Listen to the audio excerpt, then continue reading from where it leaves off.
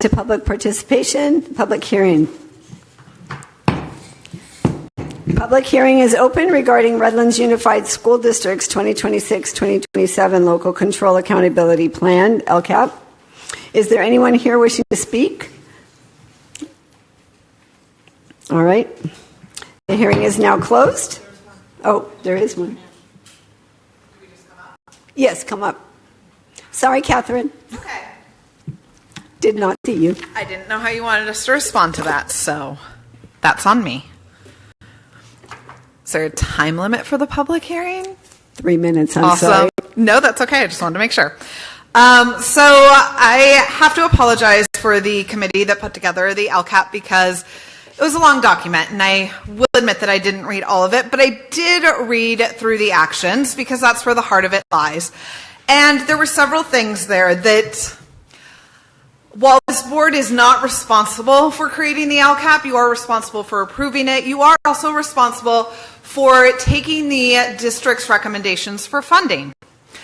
Actions 1.4 and 1.5, which deal with comprehensive school counseling programs, states that it will provide staffing. For example, counselors, program specialists, support staff. But part of the budget this year was cutting counselors. And you approved that. I know it was a district recommendation, but you approved that. The LCAP is a community-based document. This is what our community has said they would like. This is what the goals have been written to be.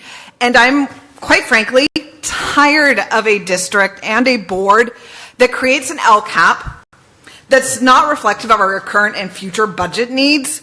And so I'd like to ask for one of two things. Either cut that stuff from the LCAP. If we can't fund it, it shouldn't be in there.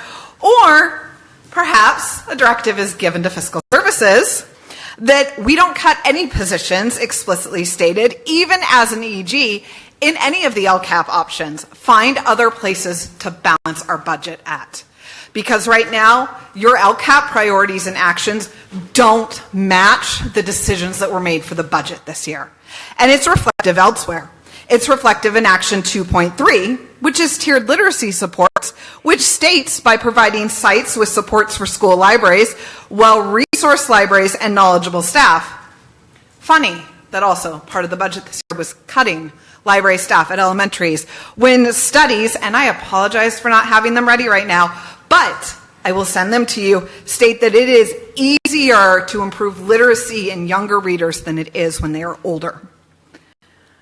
I also asked when you were drafting to make sure that the complaints concerning library or media center materials had something in it that provided funding for materials that are removed out of the libraries so that our libraries don't suffer in a lack of materials.